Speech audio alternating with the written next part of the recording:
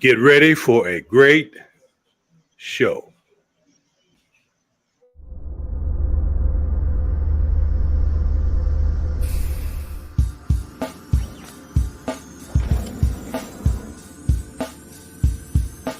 Black space is a place for us.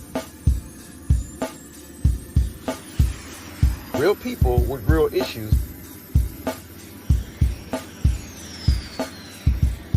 Discussing real topics. Black space. A safe space for our community.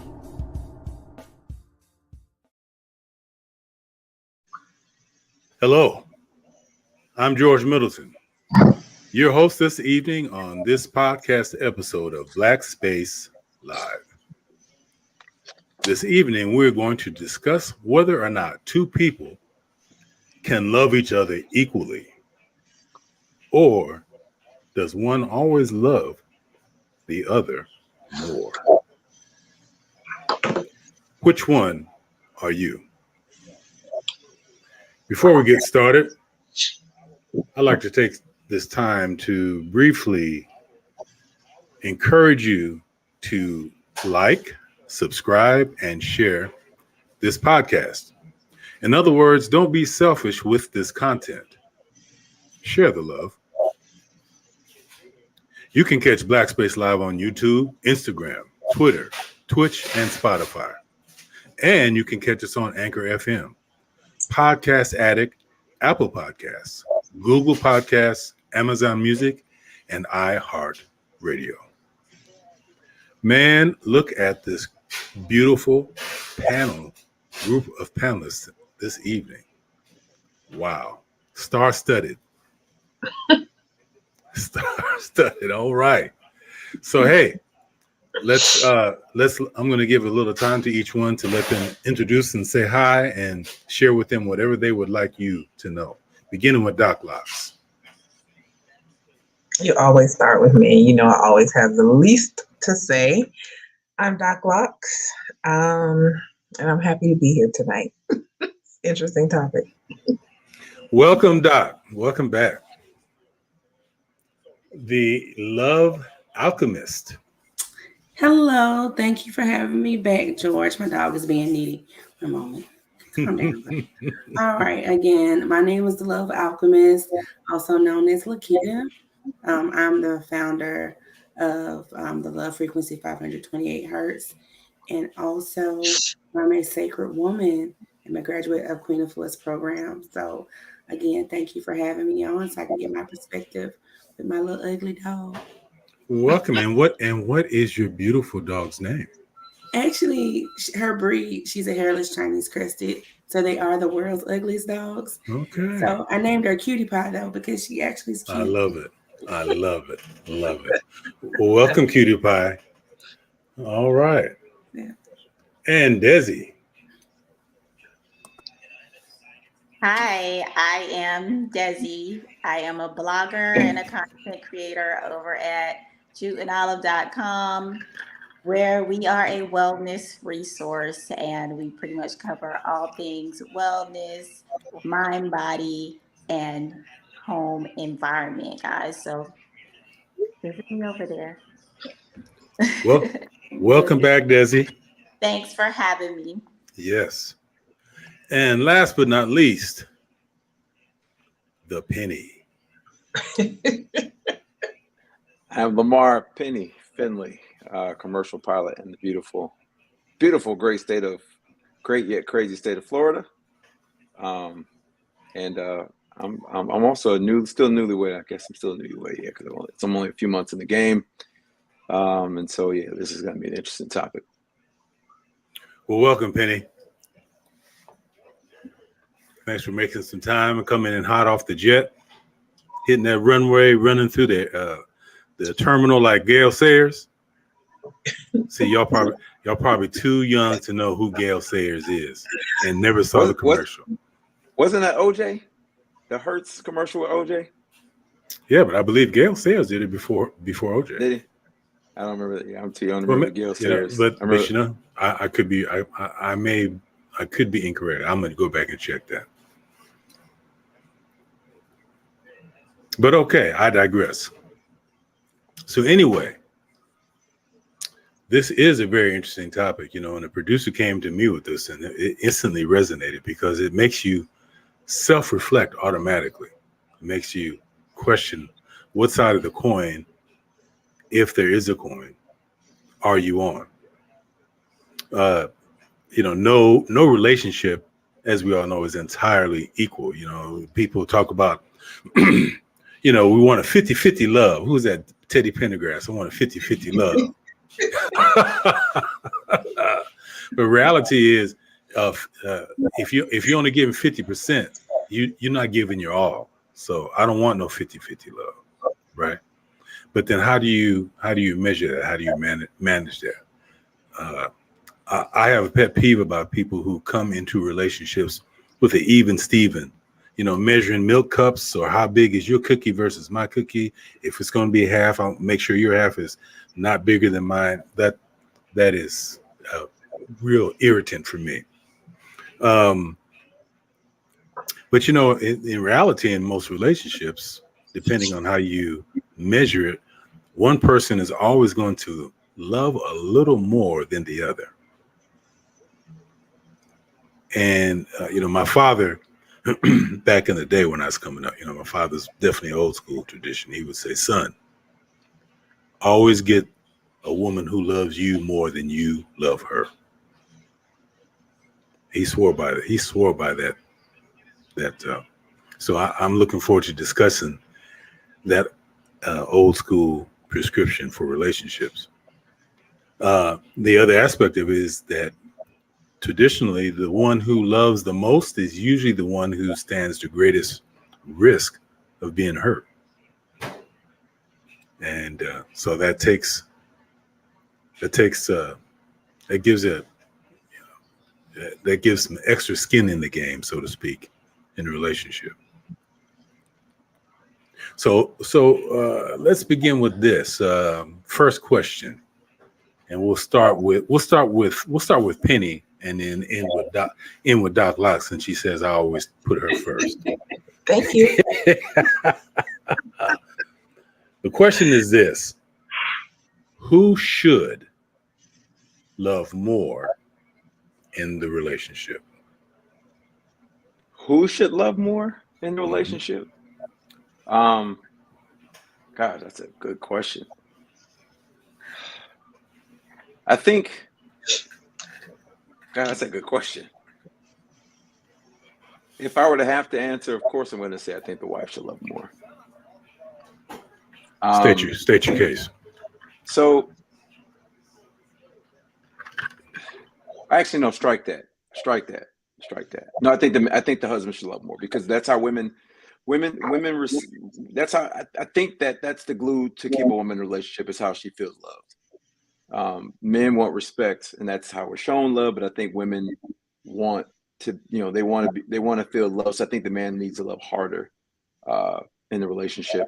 I think he needs to love more, because if he's respected and not shown love, I think that he'll stick around longer. Whereas if she's not shown love, I don't think she's going to want to stick into the relationship. I think she'll check out faster if she's not shown love. Whereas if you just, show him duty, show him respect, I think he'll stick. I think men will stick around longer with the duty and respect versus the love piece. So I think men need to love on their wives harder than the other way around. That's my answer. That's my final answer.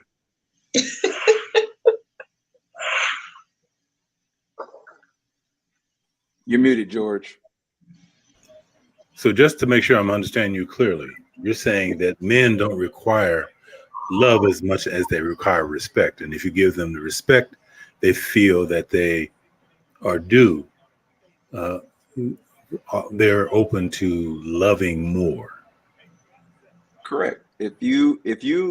And I believe most men, if you love hard on a man but don't show him any respect, he ain't gonna stick around for long, or he'll be extraordinarily frustrated and pissed off in that relationship, and it may act out in other ways. But if you show him respect and duty, he'll stick around.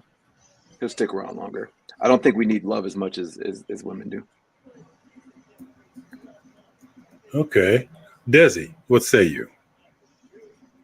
Well, when I heard about this topic about who loves who do people love equally, I definitely had a lot of ideas just floating around in my mind of what I think about this topic. And one of the main ones is I'm curious to know how do we even gauge how much a person even loves? Like how do you gauge how much a husband loves versus a wife to even make a comparison? But that's another part of the question. But to answer your question and to agree with Penny, I do believe that men should love more. I believe that men should love more because in a traditional family, men are in essence the master builder of the family. So he's going to have that enduring love that's going to endure whatever the wife is doing, whatever the finances are doing, whatever the house is doing, whatever the pictures are doing, whatever the kids are doing. He's going to have so much more love to hold all of that together. Whereas, a wife, like he says sometimes, will bail if he's not holding that together. So I would have to say, yeah, I think if I have to answer this question, the man needs to love more for it to work. All right. So since you asked the question, how do you gauge it? Which is a very thought-provoking question, and you agree that men should love more than the woman in the relationship. How do you gauge the man loving more? What does that look like to you? To me, it's obvious whenever a man is, it doesn't have to be the sole provider, but whenever he understands his responsibility as provider and as the person that holds the glue to the family and the longevity of a family, then that's a man that loves his family. I mean, that's obvious. So Does he the have a question too?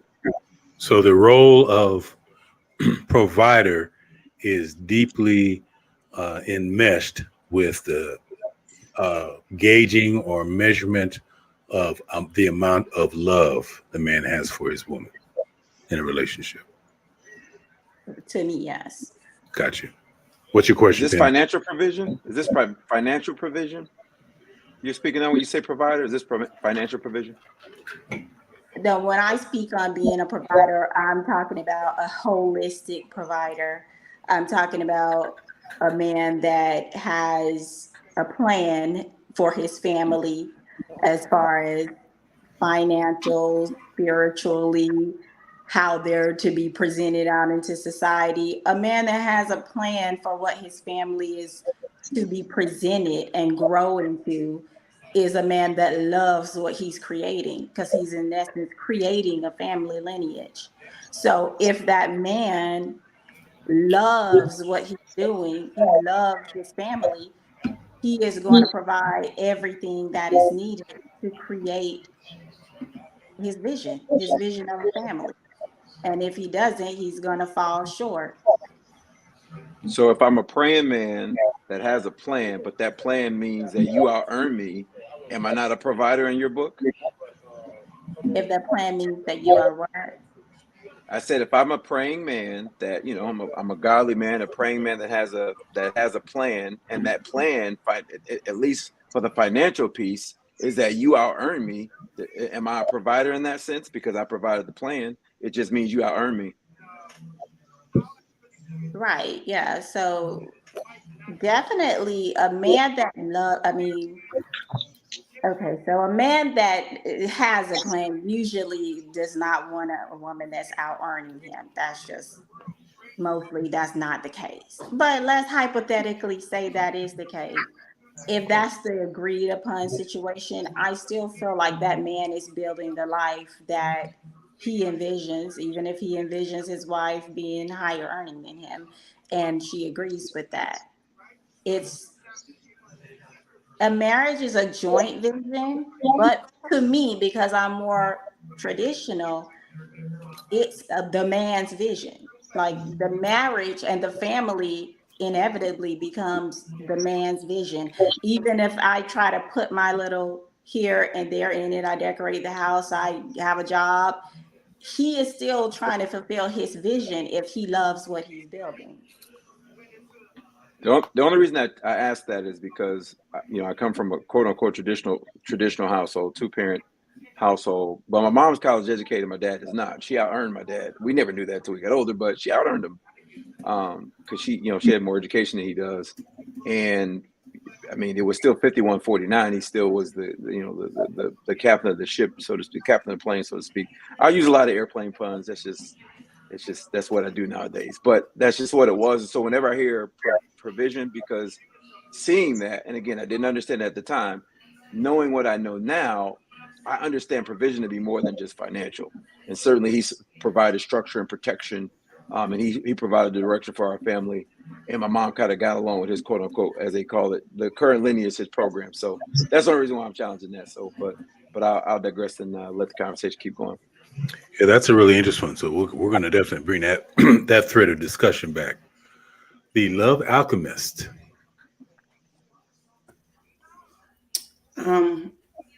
And I want to just make sure I'm answering correctly. The question is, which party you think should love the most, right? Who should? Yeah. And again, I understand we have a variety of lifestyle choices as it pertains to relationships. So without being meaning to sound exclusionary, for this purpose, we're talking about just the traditional male-female relationship, not to exclude any others. And if there are perspectives from that, I invite that in this discussion. But that's kind of the premise, and we can build off from there. So yes, Okay. In a traditional relationship, who should love more? In a traditional relationship, I really feel like that's a faulty point of view, meaning somebody should love more than the other person because there's no reciprocity. So one person is going to get burnt out and it's not going to last.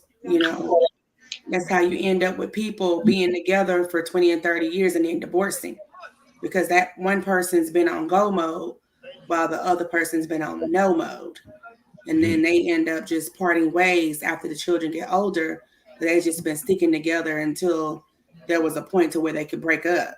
So I don't think that dynamic is even emotionally stable, because you're going to go through a lot of problems and turmoil when one person is giving more than the other. As far as financials are concerned, in that traditional sense, being the way money moves nowadays, I wouldn't see money as a determining factor on whether a man loves you or not, simply because, as you know, back in my old days when I was on my demon time, on my host role, I got money from men who did not love me. A lot of it. Okay, I went through my whole phase and I got paid well for it, and they did not love me. I had drivers, apartments. They did not love me. They loved the idea of using their money to get what they wanted. That can also translate over into a marriage because they feel as though they're purchasing this woman, so therefore she's got to listen. I pay for everything. I've heard men say that. I'm the boss. I pay the cost to be the boss. You got to listen. Almost she becomes a servant in that sense. So I think that's a dangerous line between a point A and B relationship and domestic violence, where one person is, in control with money and using that to lead instead of synergy and reciprocity. And I feel your cup and you feel mine. Like, I don't think that works. Okay. So you're challenging the paradigm in that question. Okay. Very good. Very good. Because someone loving more than the other means they're giving more than the other. And over time, that can lead to burnout and dissatisfaction.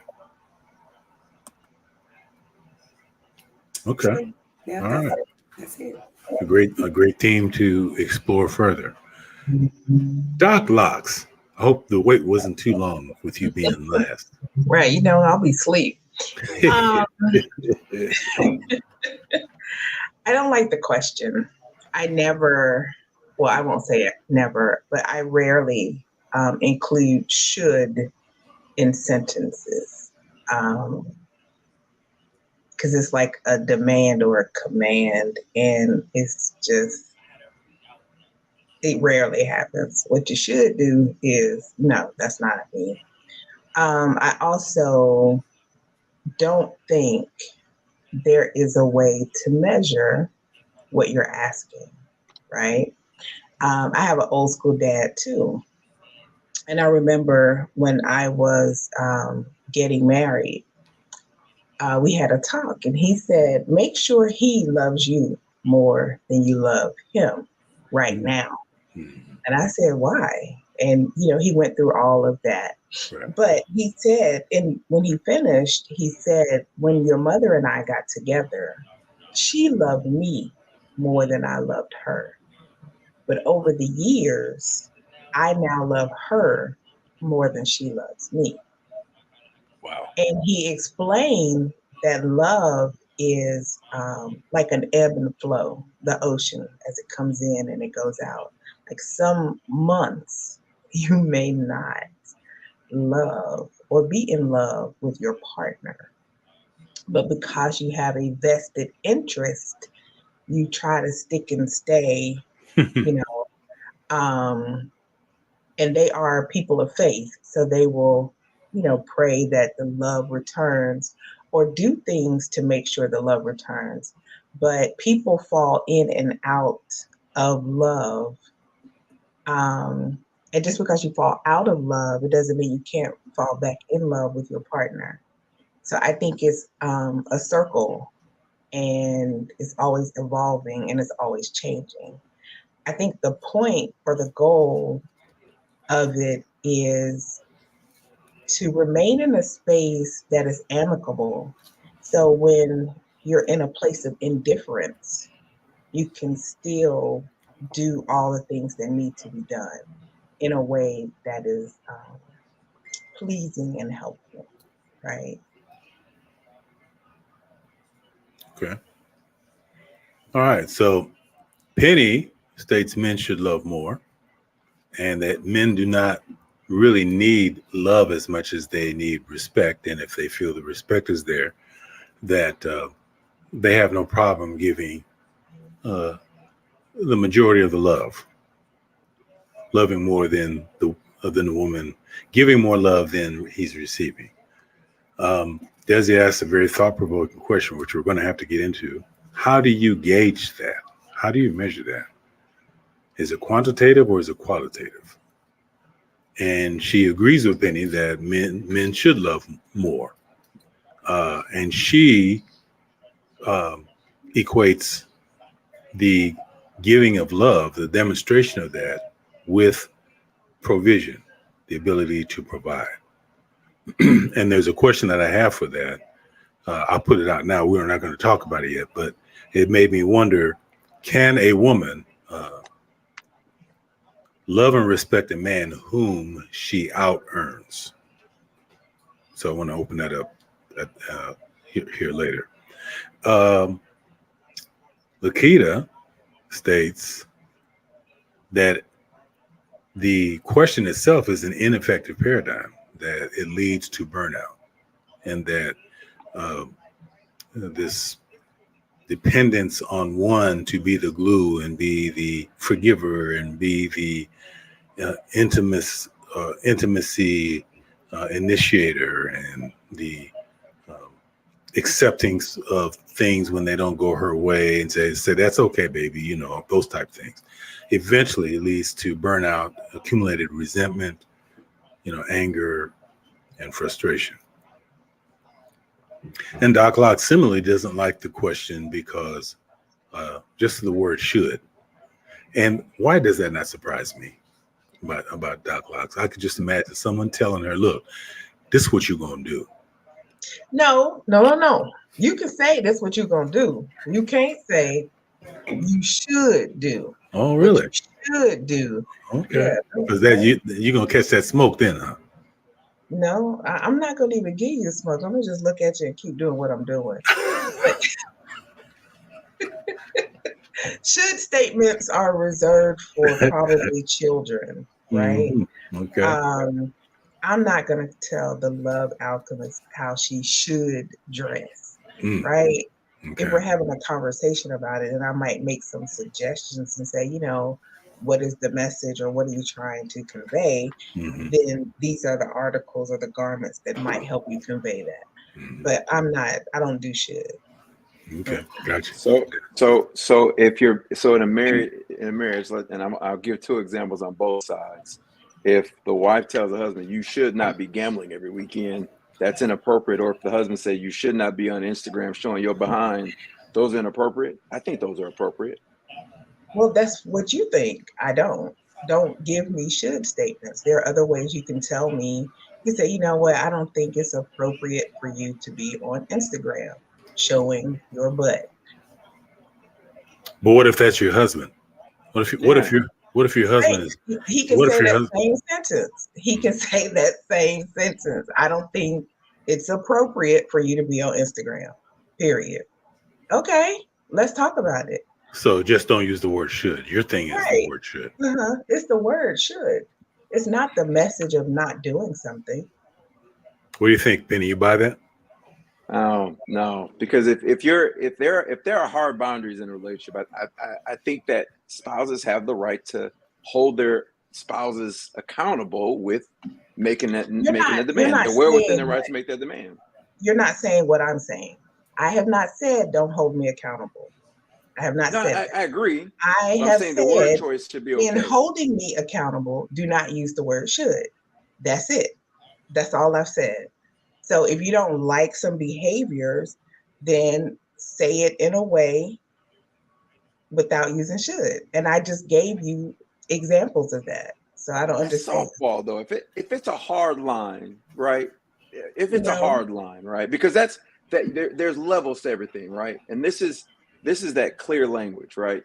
There's levels to things, right? If you say if my wife came in and said, I don't think it's appropriate for you to be out gambling on the weekends, and I probably say, well, I think it's appropriate.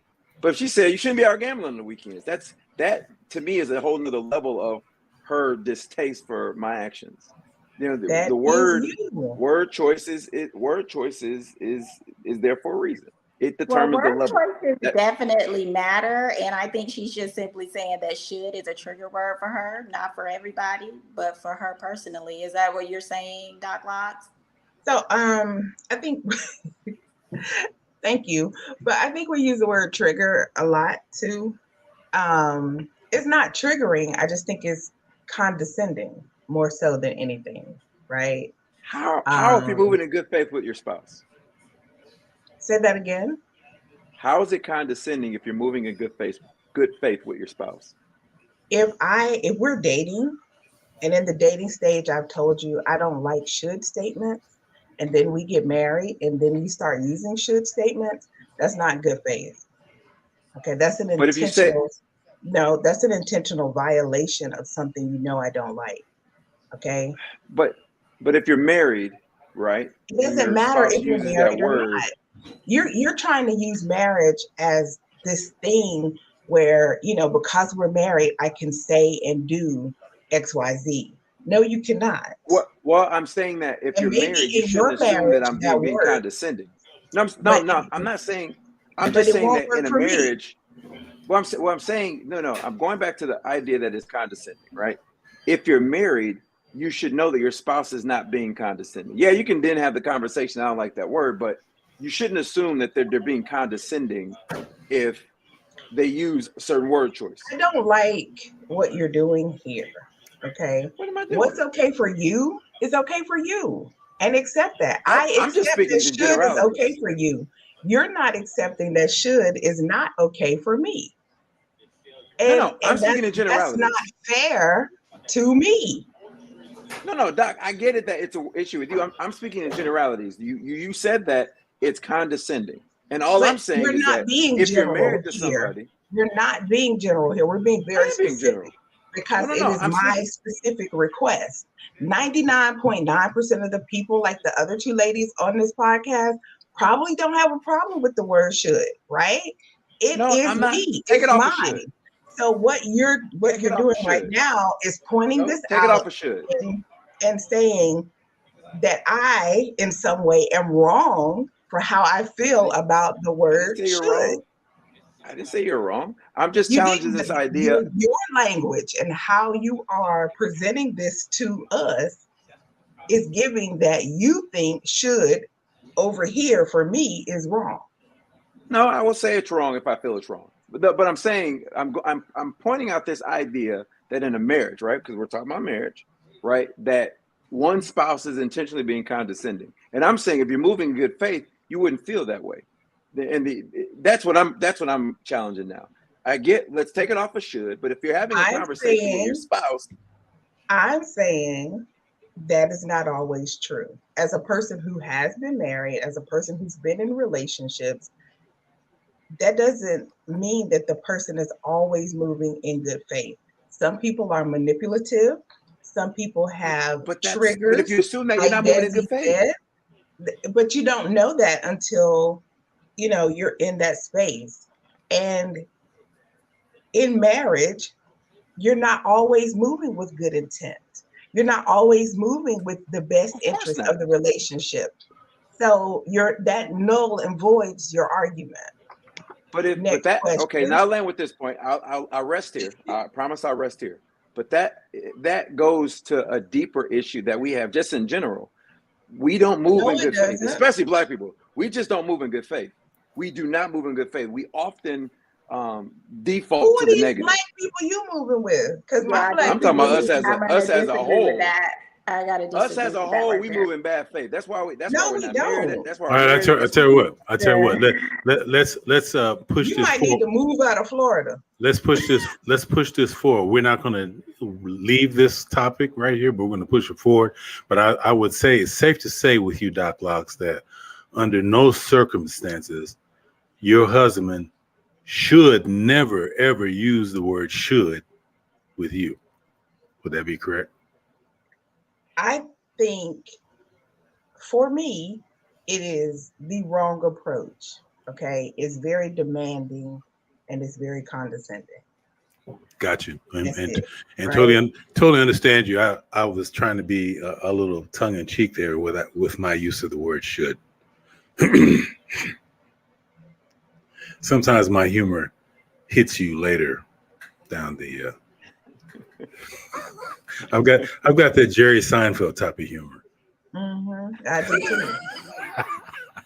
Hey, there's some comments. This topic is really hitting. So let me just go back and read some. Only Facts and Stats says, shout out to the Black Space crew ready for this convo. And then in addition, Only Facts and Stats says, your father was a wise man. So that must be to either to myself or Doc Locks, as we are the ones who mentioned. Dad said the same thing though, right? Yes, exactly. Yes. And then All Sims 1964 said the balance of love is always shifting. She usually starts out loving more, and over time he loves her more. That's another parallel with Doc Locke's example with her father. Then based on life happening, it shifts again. Wash, rinse, and repeat. Wow. Then my buddy, Shade Tree Intellectual, he says, you get what you give. Here's a secret no one will tell you. Women, wow, oh, this is deep. Women are multipliers. Men are mirrors. Oh, and then he further goes on to say, so men only worthy of what we can provide, or are we deserving of everything women are too? Maybe they'll miss that question. Maybe he's saying, so are men only worthy of what we can provide, or are we deserving of everything women are too? That's one question. And then he says, or asks, I think this is, or he states, I think this is somewhat a toxic perspective. Is that all I am to my spouse? I'm only worth what I can give. And love alchemist. I'm sorry. And then he states later, it makes me uncomfortable that you're showing your body, the body that I love. I guess this is in relation to Penny's statement. It makes me uncomfortable that you're showing your body, the body that I love and cherish, to others who don't. Would you be willing to stop posting those kind of photos, please? Right. And how he said that would make most women reconsider, because he's The way he saying, said it. I love you. Right. He's saying, I appreciate your body and I Mhm. want it just for me, without being condescending, without being authoritarian. And most women would oblige. Well, and how convenient, because he later states, I'm with Doc Locks on this. I'm a grown ass adult. Don't tell me I should or need to do a damn thing. Respect me and ask me.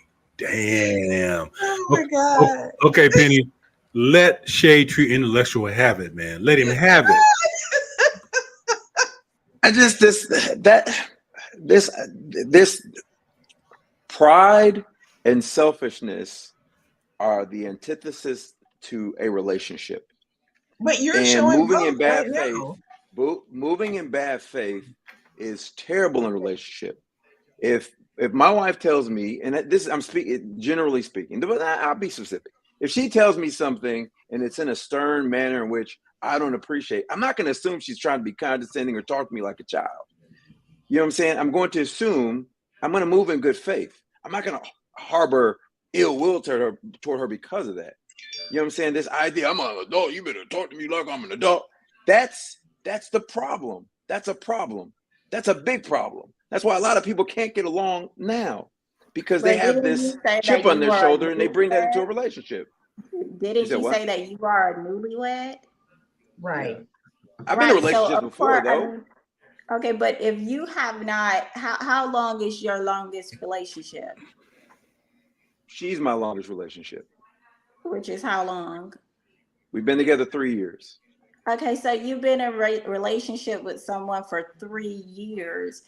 You cannot say that throughout somebody that's like me has been married for 17 years and all of the ups and downs that goes on in that you'll never think that person might have a little attitude or ill will towards you. I never say never. That's a ridiculous statement to make. I never say never. It's also ridiculous to say that you're moving in I don't know your exact words, but you're saying that people are coming toward their relationship in an unkind manner if they assume that their husband may have an attitude. People have attitudes. This is not about somebody having an attitude. I'm saying that you said that they're moving. They're not moving in good faith. So if somebody is not, I'm saying that people assume the worst out of their mates. It's not fair. No, they don't. They assume. No, they don't. You didn't let her finish. Yes, they do. People, not all people assume the worst out of their mates. I'm speaking in generalities. You said that all people assume the worst in their mate, and that's not. I didn't say. I'm speaking in generalities. If you're being general, that is inclusive of all. You're saying that all people do that. I'm saying, and that's why I said I'm not speaking in general. I'm speaking of me. Fine, but you're 1 out of 7 billion. But I'm speaking in general. And you are 1 out of 7 billion. In general, people don't think the worst of their I'm speaking to the general population. Generally speaking, and I'm speaking about us as Black people. One of our biggest problems is that we don't move in good faith, especially with the opposite sex. We don't assume good intentions on the other person. Dating phase? Are you talking about in the dating phase? I'm talking about dating. I'm talking about every relationship that we have, whether it be friendship, dating, marriage. This is one of our biggest problems. We assume that they're being shady or they're being condescending or they mean bad for us when they move. That's one of our biggest problems. If we assume the opposite, that they didn't intend to be condescending or mean or bad or put us down, if we moved in that way and assumed good intentions of our counterparts, I think that we move better in our community. And I only see this with us. I to break it to you, but no matter what the race, a lot of people are ingenuine. So just because you look at something and say, "Oh, well, I shouldn't assume that person is trying to do that to me because I'm Black and I should look at them," that doesn't mean that that's true. And the same thing with a person of another race. But that's different. But you're asking people to put a mask over their eyes and just move in good faith with people that are not moving in good faith with them. If somebody, that is where your own discernment kicks in. It's an entire we assume that Black people move shady. We just No, assume that's what we default. That's exactly what we default. We as a community assume that. I don't. I move in good faith. Who is we? I need some examples. I need some hardcore examples. You know what? I'm gonna have to back up Penny on this. My husband was like that when we first got together. If I would say something in a certain tone or in a certain way, he would assume I meant ill will toward him. And I had to we had to sit down and have a talk, because I'm never going to come at you with ill intention. I'm going to always lead with love, but sometimes I'm going to be a little firm, especially if it's something that I've been saying to you multiple times, and now you're invalidating me because I've said it multiple times that I don't like this, or that this needs to be adjusted, and there are being no changes made. So that means you're listening to me, and then you're just basically dismissing what I'm saying and not making any changes or doing anything to make me comfortable. So now I feel invalidated. So I'm going to say, you should listen to me, or I need you to listen to me, because I need to make sure that you're validating my feelings and that you're acknowledging what I'm saying, and that I'm coming from a loving place, because I'm your right hand. I'm the one that is going to take care of you if you can't take care of yourself. And I need you to always understand that my words are leading with love, even if I'm saying what you should or need to do. Me personally, I don't have a problem with the words should or need, but that is her requirements in her relationships, and she has the right to feel that way, regardless of whatever the reason is, or whatever the emotional needs are as into why they feel as though those words, are unacceptable. But me personally, I'm open to someone telling me what to do, especially if it is something that is going to help me or advance me. If I should stop yelling as much. We had to talk about that, because I started just turning into I was hollering at one point, especially when we first moved in this house, because it was stuff everywhere, and my nerves get bad when stuff is out of its place. So I would come home from work and see boxes, and I'm like, all right, y'all, it's been a month now. What's going on? It went from that to me hollering. And so then they started putting stuff up. But, if you should calm down. I might have a stroke if I keep hollering like this. You're right. I'm not going to assume my husband means ill will to me, and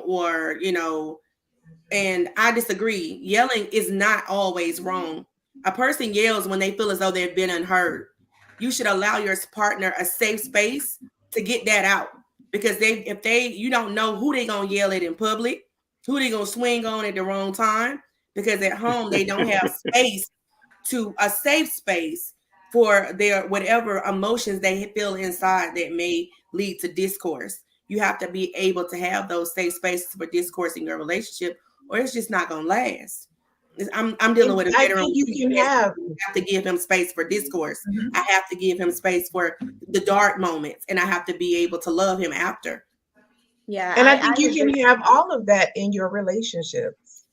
I'm not discounting that at all. I'm not saying let's not have the conversation. I'm not saying let's not hold each other accountable. What I am saying is, to me and for me, doesn't have to be a part of that conversation. Mm-hmm. I have a vocabulary. My hope is that whoever I'm partnered with does too. Mm-hmm. And we can sit down and, even in a heated exchange, have the conversation, hold each other accountable, and then come back together. I'm okay with all of that. I've been in very long relationships where we've had very hard conversations, and have grown as a result.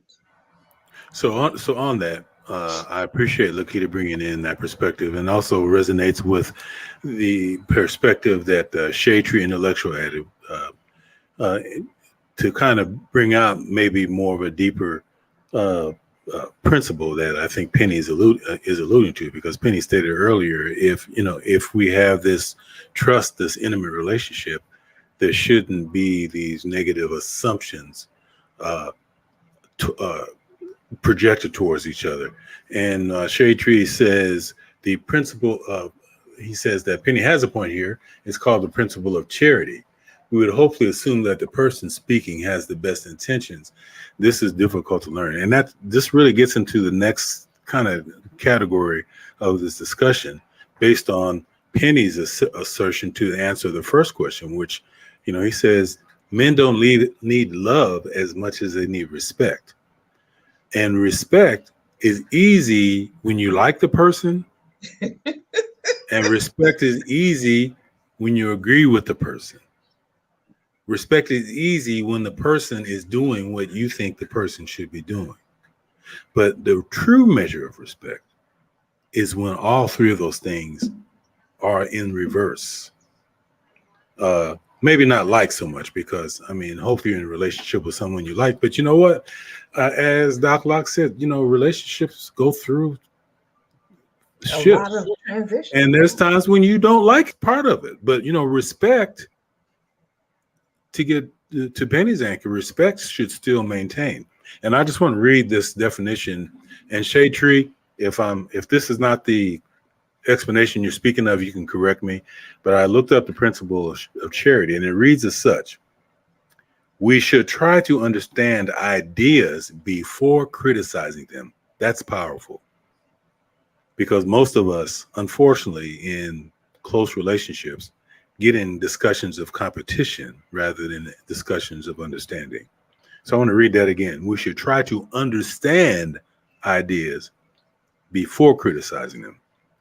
Arguments should aim at finding the truth, not winning the fight. This means we should be charitable to people we're in conversation with by trying to find as much sense in their thinking as we can. So with that in mind, I want to test this premise of Penny, saying that men don't need love as much as respect. I was looking up on some things that men prefer in relationships. Let me read these and I'm curious to see what kind of response this elicits from the female perspective. Men appreciate the following: surprises that show him you care, trying new things together, touching him often, men like touch, making efforts to show him you love him every day. Let him know that you are grateful for him. Build him up and don't put him down. Be consistent. Listen to him when he needs to talk. Now, these aren't just solely male attributes in terms of desires, but we all have, if you study, the relationships and differences between men and women, there are differences. There are differences in focus. Men have certain focuses and women have different focuses. That's what makes us different, and that's what makes us work, is our differences. I'm gonna tell you this, and I'm not disparaging anyone else, but for me, I don't need a relationship with another man. I want a relationship with a woman. Okay. So that being said, these things sound great at the, when all things being equal, but these things still need to happen when you're having issues, when you have disagreements, when your relationship is going through that stage.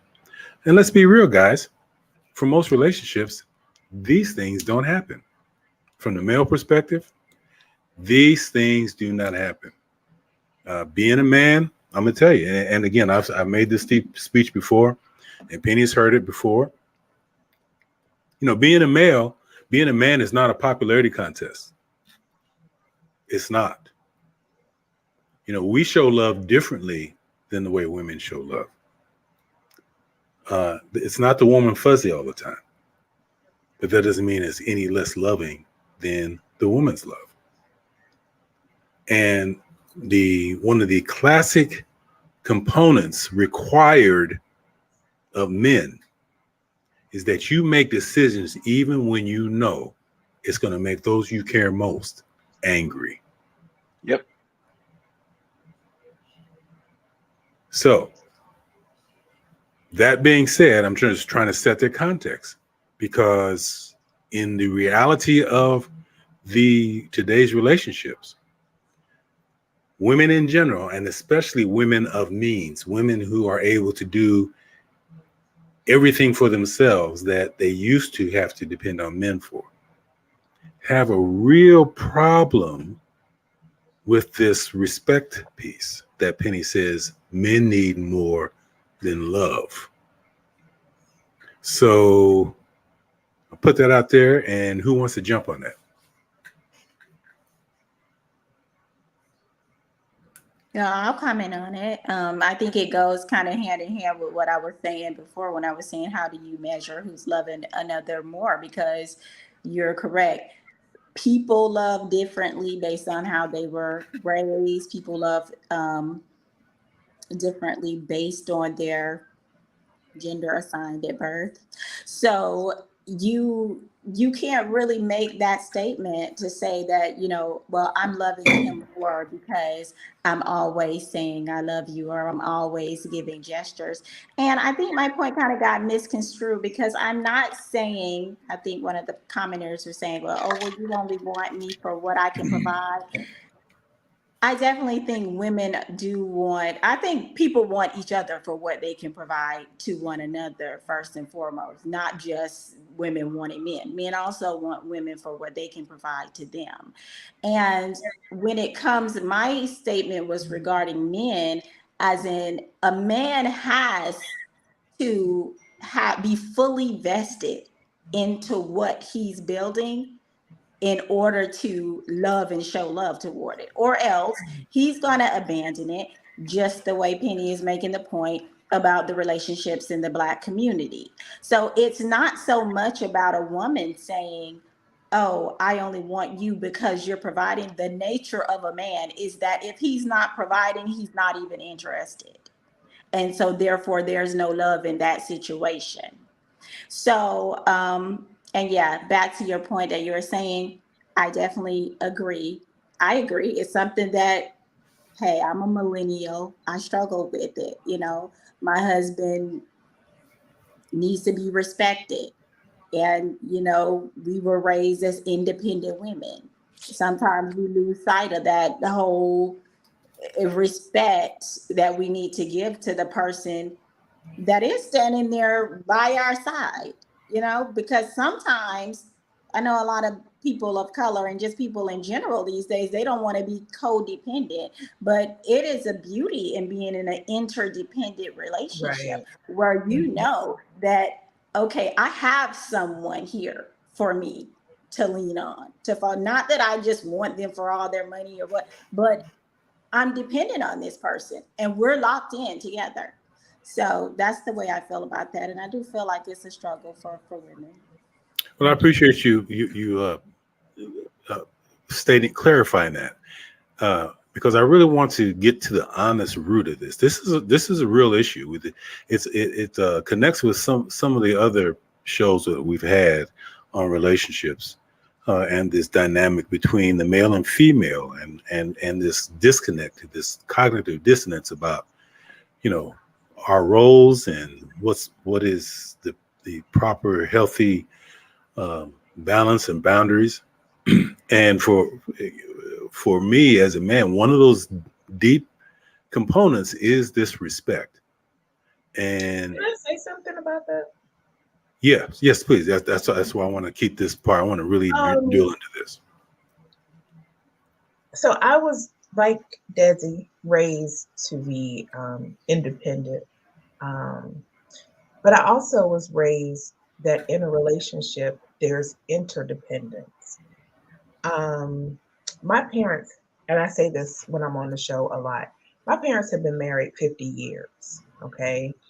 And they've never separated.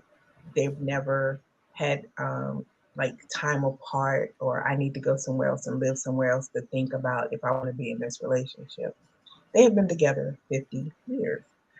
And I remember being a kid. They never fought in front of me or argued in front of me, but there was some tension in the house, and my mother's car broke down. And my dad said, "Come on, we're going to get your mom." They did not speak, right? But my dad fixed the car and made sure she got back home, and she cooked, right? So my cousin is getting married in a few weeks, and she had an advice circle, and I said, my advice to you is, even when you're mad, nothing stops, and even when you're mad, you still respect the person, okay? And because I come from a family of hot-tempered people, both men and women, I said to my cousin, I have a rule. If I love you and I'm mad, we're not going to discuss it while I'm mad. Okay. The general rule is you give me time to kind of calm down, and then we can go back and have a rational conversation about it. But if I'm mad, you're going to get all I got. And that's not going to be good. Right. And we're not going to be able No. to repair. We're not going to be able to repair because those words, the sting of those words never go away. It might fade a little bit, but it never goes away. Hmm. And sometimes in arguments or when things are getting heated, one person wants the answer, right? More than they want rational behavior. Ooh, say that again. One person wants the answer more than they want rational behavior. Wow. Wow. And I also don't think men know how to be with women who are rational and logical. Does that I don't exist? think. I was It just going to say I does. don't think many of those women exist. I don't I am that person. respect I'm that. very I rational. think I'm very logical. I I honestly don't lead believe with that. the emotional response. I believe. I honestly believe. I heard this term. It's not my term. I've heard it, but and I believe it. Someone said that women filter their logic through their emotions. I believe that. I've watched it. I've witnessed. I believe it wholeheartedly, and I think that that's what separates the genders. I think that that emotion piece runs. I mean, obviously both genders are emotional, right? But I think that that emotion piece is just a little bit higher in women with respect to what determines which direction that they go. I think men, and maybe it's 50.5 to 49.5, but I think that men just have a tad bit more logic, and I think women just have a tad bit more emotion. I think that's what separates the genders, and I think that's what kind of the yin and the yang. You know what I'm saying? On one hand, you got to have some feeling with respect to family.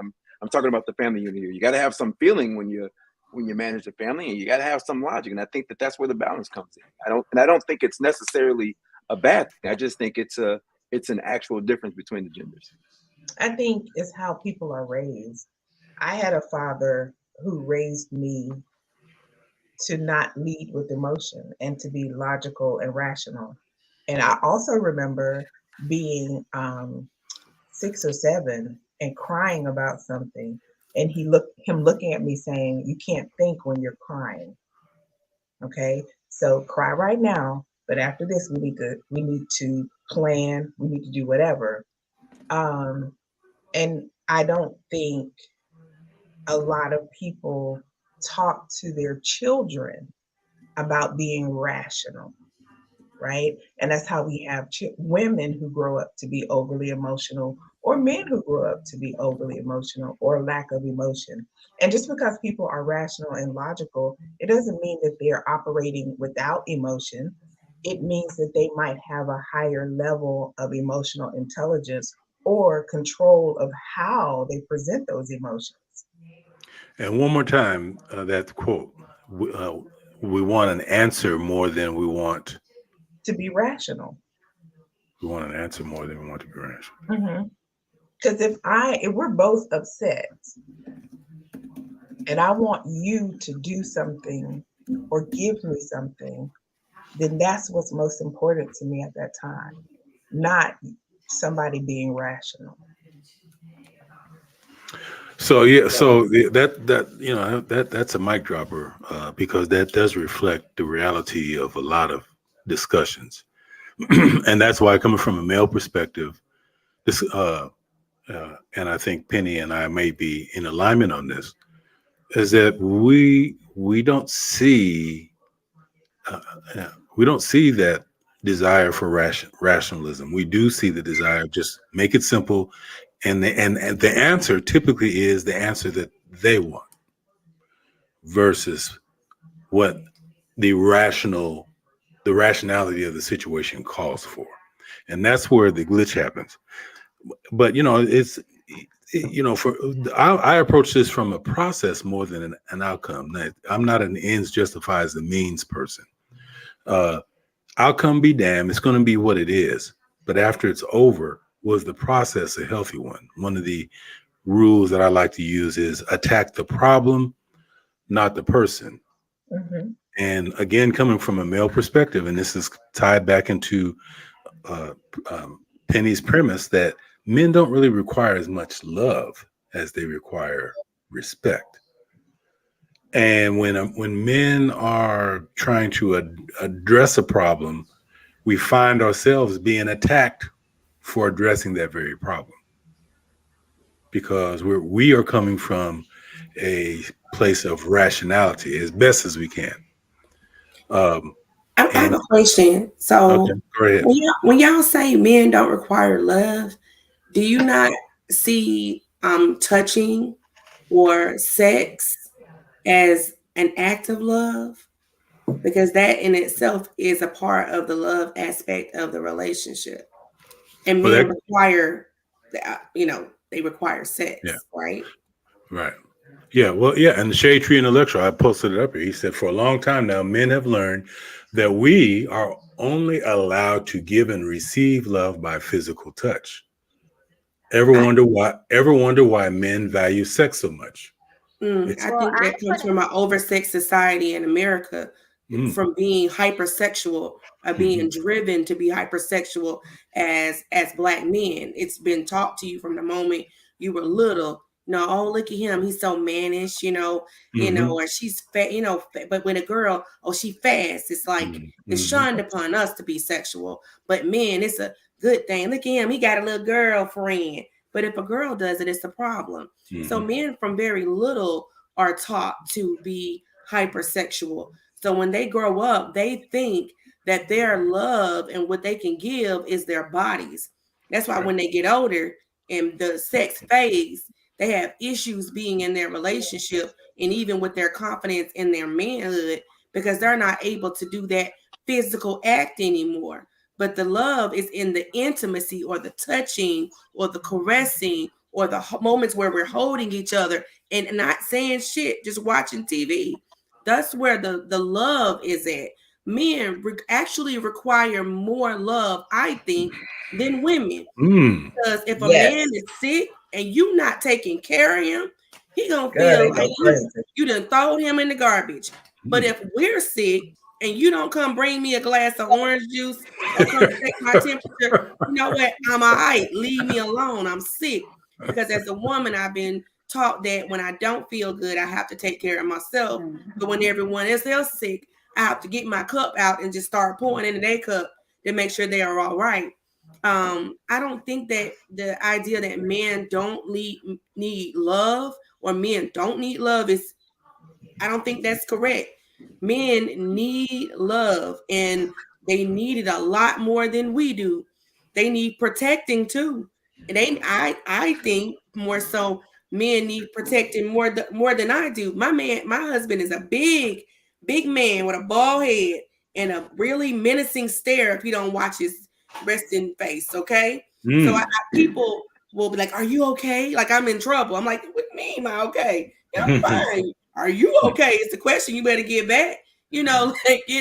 People will assume because of how he looks that he is unsafe, and I have to put a guard and be like, no, not my husband. You're not gonna, Right. put him in this box. Not He's happening. not dangerous.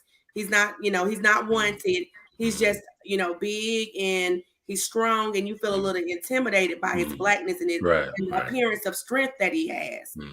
What you feel, your emotions have nothing to do with me or him. So I'm gonna need you to back that up a little bit. I have to protect him a lot from a lot of things. I know what that protection looks like, but unfortunately, I feel as though men don't know what protection looks like in regards to a woman. They think it's just like, keeping you safe from getting beat up, but protection comes in other forms that I don't think men are taught: financial, emotional, because it's illogical to be emotional, obviously, from the comments for men. They're not taught that protection or that sense of protection. So both men and women need love, and they need to find a balance in intimacy where that love doesn't necessarily include sex. When a woman's pregnant, she can't give you none toward the end. After that she had a baby, you're gonna have to wait them 3 to 2 months, depending on what kind of birth she had. You're gonna have to learn how to have intimacy without it involving the waist thrusting. All right, so let's bring Penny in here, because I want to hear what you are challenging his premise about the balance of respect versus love. Penny. Well, George, before you say that, Penny, can I just piggyback on to her? Because while she was saying that, it made me think this about what you're saying, Penny, which is, how do you actually separate love from respect? Like, how could I actually say I love my husband and I didn't respect him? People say they love their kids, but they're beating them up, and you wonder, like, how can you say you love those kids and you're beating them? So how do you separate love from respect? Because anything we love, we should be having a proper respect for. So, do you love your boss? I said anything we love, we should be having a proper respect I for. agree. Not everything we respect, we need to love. I said, but everything we love, we should respect. I agree, but I'm trying to make the delineation, which, how do you show respect without love?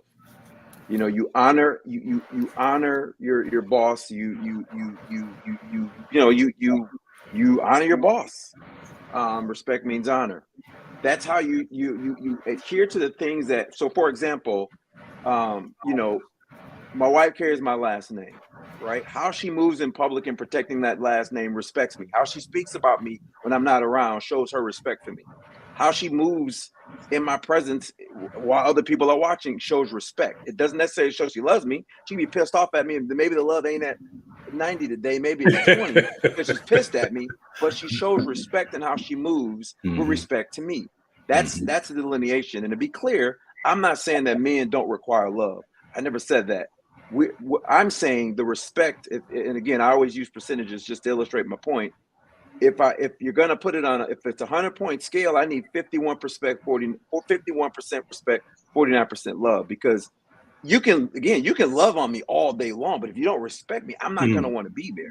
And to the point about hypersexualization, again, I think this is a stereotype that is horrible, that is given to Black men, that's just simply not true. We're not hypersexual.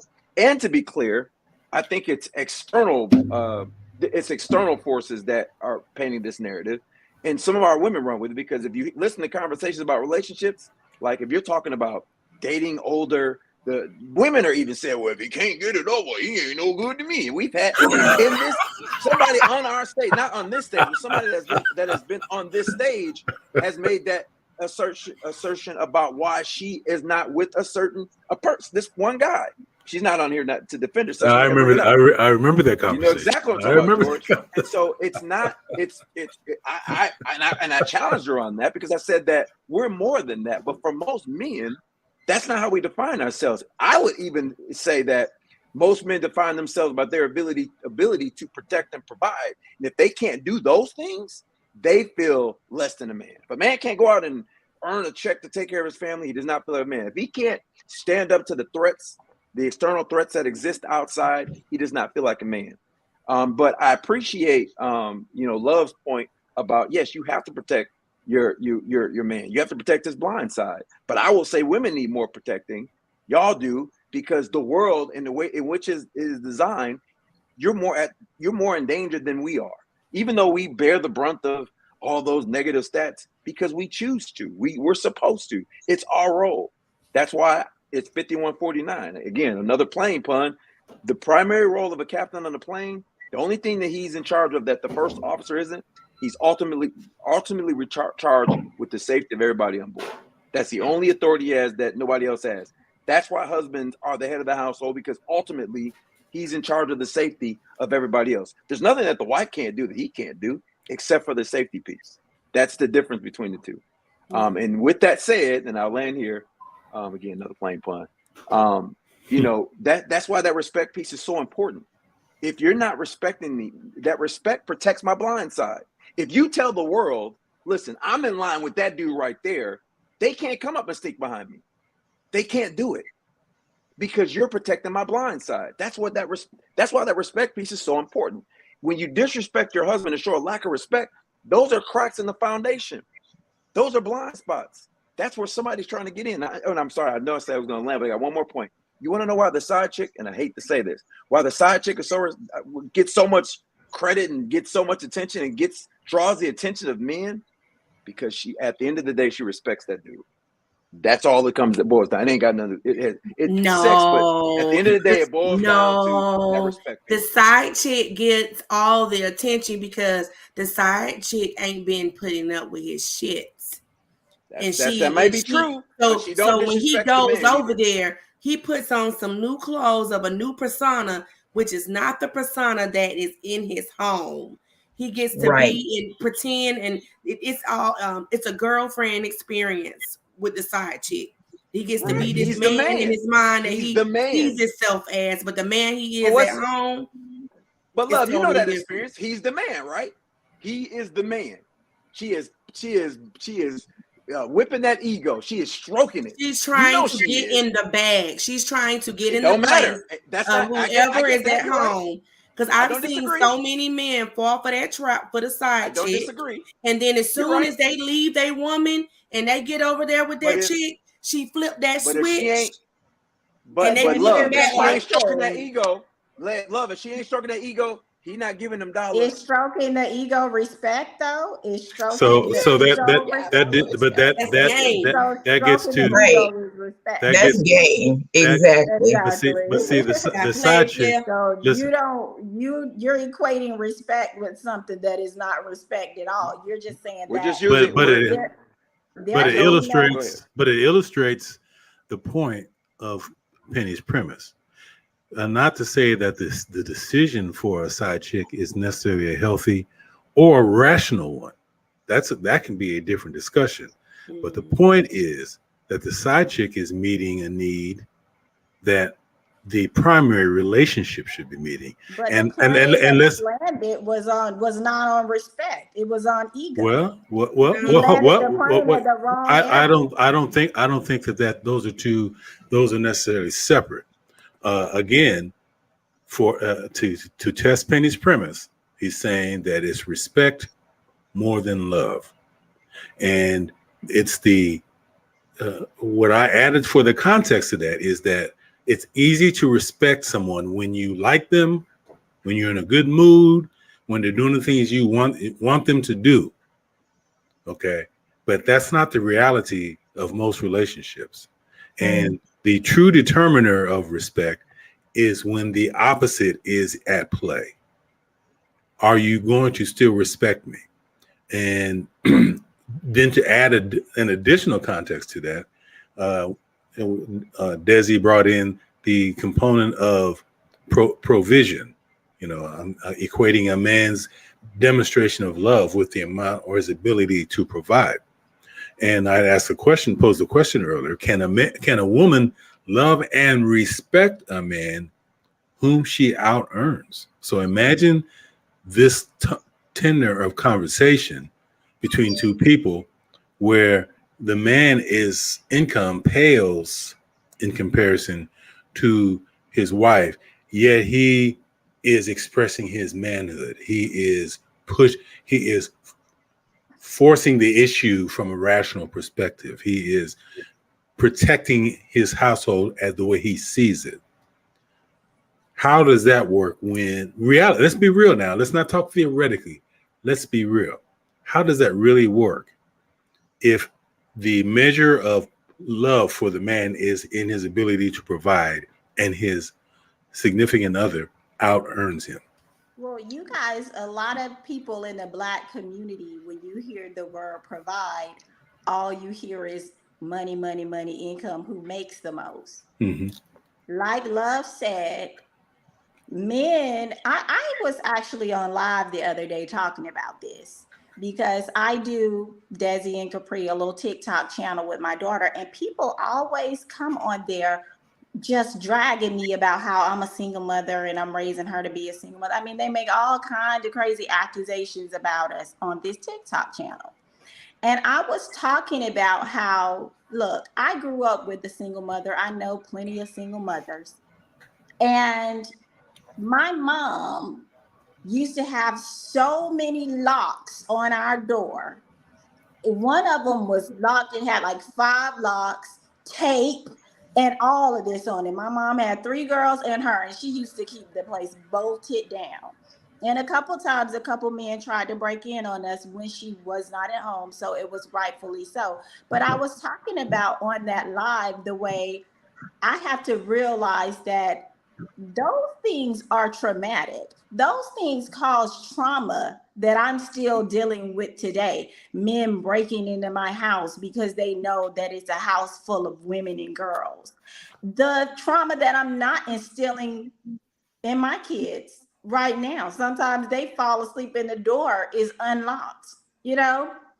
And it's not just because we live in a safe neighborhood. It's just because my husband is here and nobody is kind of running around here saying like, oh, make sure all the doors locked, like I used to have to do before we went to bed at night. It was a ritual. Make sure everything locked, everything bolted down, everything. So when we're talking about provision of a man and his vision of his family, it's not always about only about money, money, money, and what the seems like the Black community hears when they hear provider. And I think that's maybe where a lot of men fall short because they don't realize that they're not even giving women everything that they need because they're so focused on the fact that, oh, well, I'm only making this much money or I'm still doing this. Women need a lot of protection. I totally agree, and I think that's a discussion worthy of exploration. But in terms of keeping it on this issue of who loves more, can 2 people love equally? Who should love more? We're looking from that perspective. The answers that everyone has given so far doesn't necessarily meet with, not that the answers are bad, but in terms of the reality that most people are living in relationships. The reality is that the type of self-reflecting we're doing here does not happen in the average relationship. The reality is that most of the relationships are toxic. Most of the relationships are saying, oh, well, I even saw one the other day where they were saying, pull a secret background check on the person, pull a credit report. I mean, if you're doing all this on a person and you are leading with mistrust, how are you going to have a long-standing relationship? Moving in bad faith, just like I said, because that's how we move. I think, and that's it depends on. That's why we don't couple so much in our community. That's why we don't couple a lot in our community, because of bad faith. We assume the world is out to get us. We assume, and again, I'm gonna be fair. Men assume women are gold diggers. Women assume men are cheaters and beaters. That's just how it is. This is an external message. It's external because it permeates in the Black community because that message is out there. The money message is out there, but we're the only ones so susceptible to it, and it reverberates in almost every aspect. Take it off of marriage. Take it off of relationships. Look at how we do Black businesses. You have to vet, you have to be amazing to thrive and get a good reputation. Look at the only black president. This man had the closest that they got to finding dirt on him was a guy that went to a party that he was at 20 years ago. That's the closest that they got on dirt. That's the best they could do. And he was the only one qualified because this is how we are viewed. And it wasn't just white people viewing him that way. This is how we viewed him. He had to be squeaky clean to get our seal of approval. It's this bad faith that it permeates to our community, and it's horrible. It's terrible. But I can rant all night about that. Okay, and so I hate it though, to be clear. So this The question was, can a woman love a man that she out earns? Correct. Right. Yes. Can a woman love and respect? Yes. Maybe. Yes. I think, Yes. yeah, in theory, do they? That's my life. Right. I've out earned a lot of partners. Love, you're the exception. I wait. I think you're the exception. I said it earlier. My mom out there, my dad, she's the exception. Most in 2023, because of the way we're socialized, I don't think that women could respect the man that they out earn, because, especially in this country, because money is such a symbol in this country. It is a symbol of think about it. The more you earn, the more respect that you have, right? That's why Trump isn't married, 5-6 times. We just kind of look past that. We look past his bankruptcies because he's got money. But let an average person go through that same trial. Yeah. We're ready to crucify that person. Even in court, rich people are looked at differently than poor criminals are. Yeah, that's just how you know what I'm saying. And so the idea go ahead. I think that's an overgeneralization. I think it's how I like to generalize. Yes, you do, and in my line of work, that's very dangerous. Penny, you should not generalize. You being funny. I live dangerously. I think it's how you set up the relationship, right? Because if you're with somebody over a long period of time, a lot of things can happen. So at the beginning of the relationship, I might make more money, but I also might get laid off, and then he makes more money. And then when I get back on, the job that I get might not pay as much as the job that I had. I think we, in these generalizations and in these scenarios, we don't take into consideration all the things that can happen and that do happen. My dad was laid off 2 or 3 times in these 50 years that he's been with my mother. And she was the breadwinner. But because they respect each other and because they were working together to make sure the home was good, it's not about who makes the most money. It's about what we do with the money we get. And that's the You're spot on, Doc. Doc, you're spot on. I agree with everything you said. I'm just saying the general public, and I'm going to generalize, doesn't see it that way. I think that men are socialized that if we can't earn, if we're earning less than our wives, somehow we're inferior. And I think that women that are high earners, and you see it in the dating market, if women saw the world in the way of money is just simply a means to an end, it's simply a tool, there'd be more coupling with these mismatches. Penny, right? But a lot of women that are higher income, let me let you. A lot of women that are higher income are single because they're saying they can't find men in their level. And they're not saying, they're talking about financially. But so are the men. So with a lot of this was discussed when that girl said something about she wouldn't date a bus driver. Right. What people miss in that is it's about socialization, right? So if I have been brought up in Jack and Jill and my mother is a member of the Links and we are in Greek letter organizations and my dad is Boulay, it's hard for me to date the bus driver who is not exposed to those things because how I spend money is very different than how he spends money. So my dues But for that Jack and mismatch is, Jill, but that mismatch is rare. let me finish. My dues for Jack and Jill, my dues for the Greek letter organizations, and my dues for the other affiliations might be $10,000 a year, which he's not going to understand or appreciate. And that's why it's hard to couple the six-figure woman or man with the bus driver, be it man No, or because woman. men And if I marry want to down buy economically all the time. $500 perfume and cologne, or if I want to buy $1,000 pair of shoes, he's not really going to understand that because he's not been afforded those things. But men marry down financially all the time. It's very common. They look at men tend to look at their ability to provide as their duty, right? But this idea that, first of all, the Ebony K. Williams mismatches are rare. Most Black people in this country aren't coming from money. Most of us are either first or second generation college. Most of us, I would gander to say 7 out of 10 of us come from that. And so this idea that this is a major mismatch is just nonsense. I see women making $80K that won't date a guy making $60K. That is not a big of a mismatch. She's not paying $500 for perfume. They're probably shopping at the same place. They're in the same tax income. They're based in the same income bracket. That mismatch is more common. And they won't even look at a guy that's beneath them. Again, in the dating world, they're saying, I can't find a guy on my level. And it's always based on income.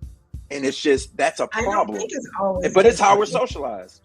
I think it is based on how men engage the woman, no matter their income level.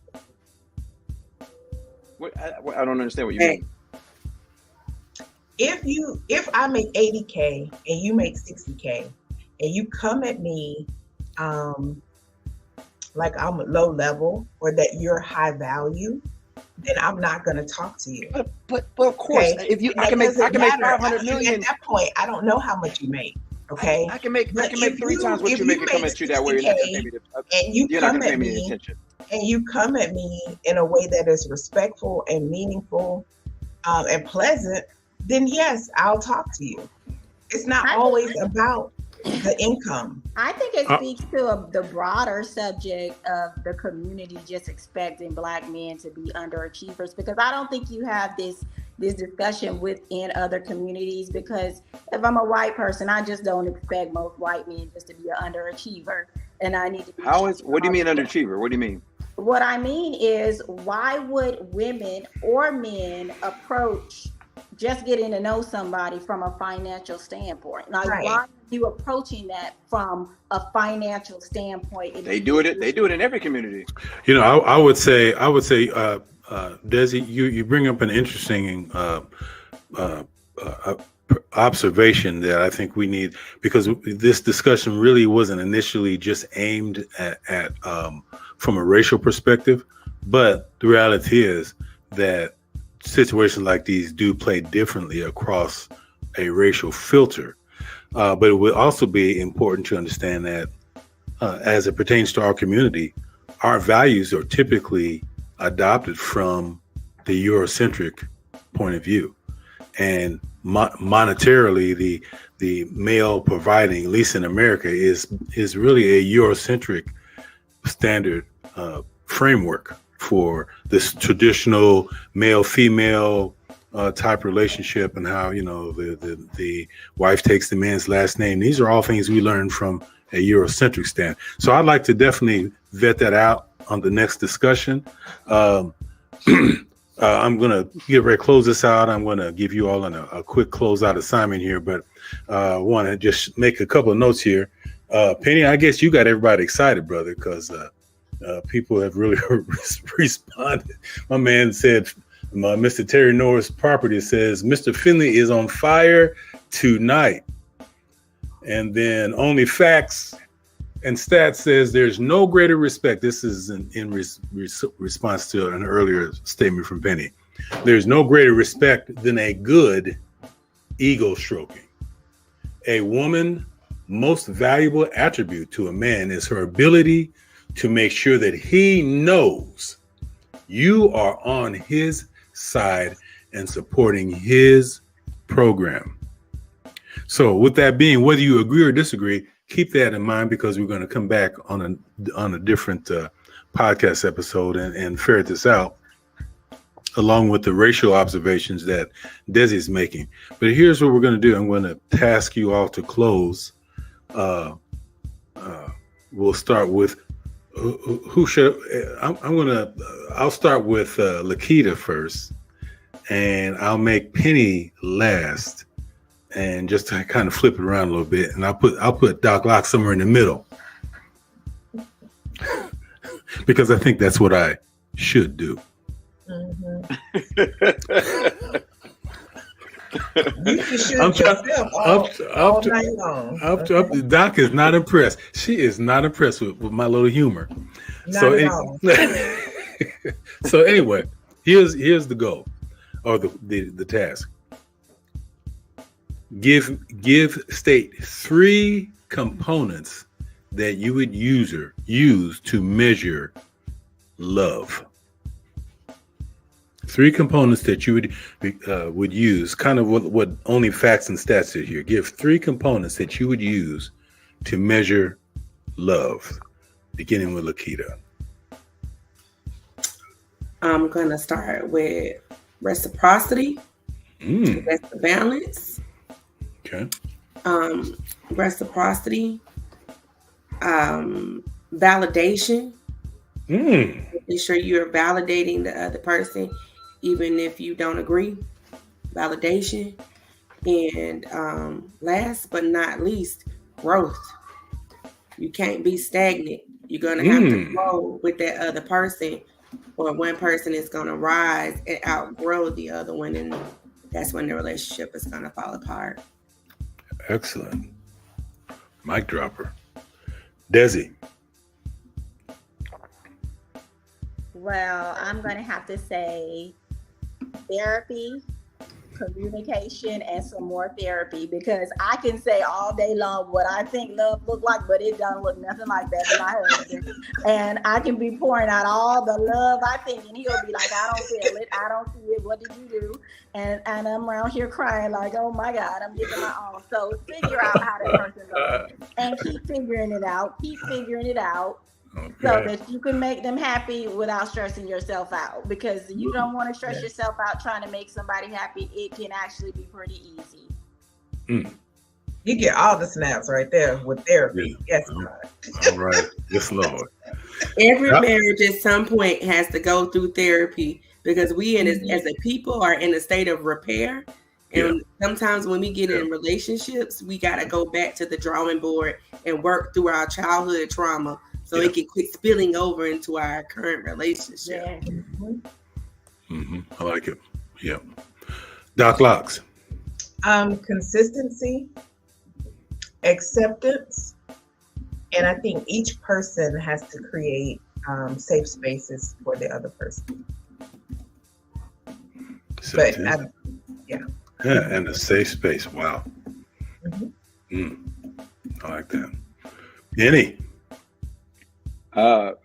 Fidelity. Be faithful. Service. Serve your spouse. Serve your spouse. And because I'm a man, I gotta end it with respect. Put some respect on my name. If you wear my name, you wear my name. You walk as a Finley should walk. And that comes with everything that encompasses being a Finley. And I'll leave it there. Well, let's see. For me to answer, you guys have taken all of the good stuff and just left me with the scraps. I would say the first would be listen.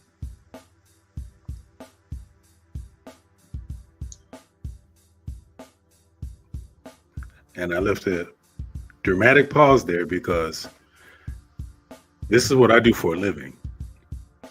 And listening is your most valuable tool, and it's the most significant way of expressing love towards somebody. Secondly,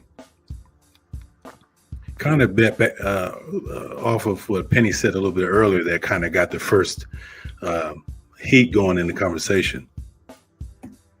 Don't take it personal When you take things personal, you end up going into defense mode, and it keeps you from attending to the person that you say you love. You know, if your person that you love has an issue, you need to be the one he can bring the issue to. But if you are too busy taking it personal, then where else is he supposed to go? Where is the love? Where is the love?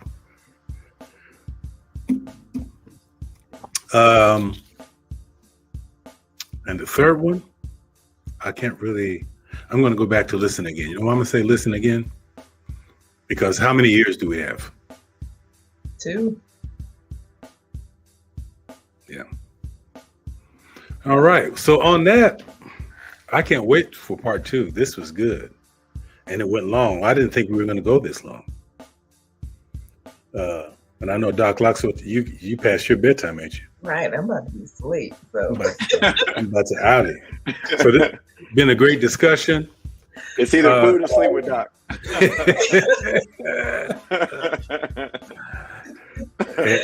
and at risk of being humorously redundant, Doc, you should get a good night's sleep.